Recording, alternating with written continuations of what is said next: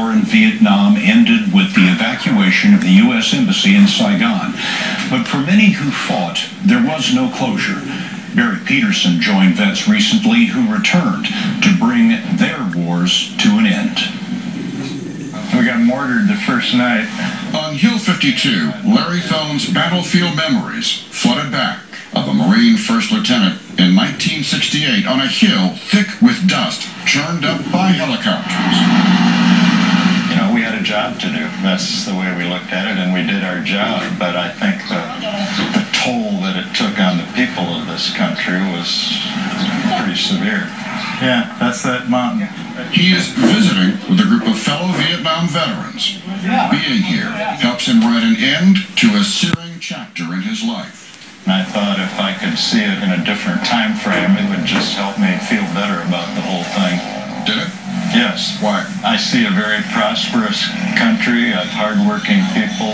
At the end of the day, that's what you would hope to see. This was the only access point to Anwa other than going down Highway 1 and coming back in again. Vietnam veteran and retired Marine Colonel Dave Wall led the tour. He volunteered knowing he would be sent here. Is there catharsis here for some of these men? Absolutely. They're sharing their maps. They're sharing their stories. My father served here. My brother served here. And it kind of makes that whole trip worthwhile. 5 rounds for effect.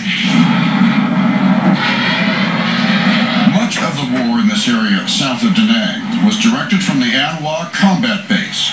Jerry McMullen served here. His job was trying to convince civilians to support the U.S. As he explained to his son, who came back with him, one day when he was off the base, a bomb destroyed his hut. He would have been killed. How does it feel to be standing here? Of course, it feels good to be alive, but there was a lot of sacrifice made, and that part is painful. I mean, that's the ugly part of war. The war prompted massive anti-war demonstrations and took a toll on a whole generation. Do I have personal regrets? No. Do I think that mistakes were made? Yes. And would I do anything different? Probably none. Really? You'd still do it again? I would.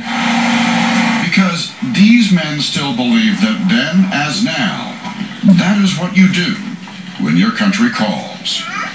Barry Peterson, CBS News, Anhua Combat Base, Vietnam.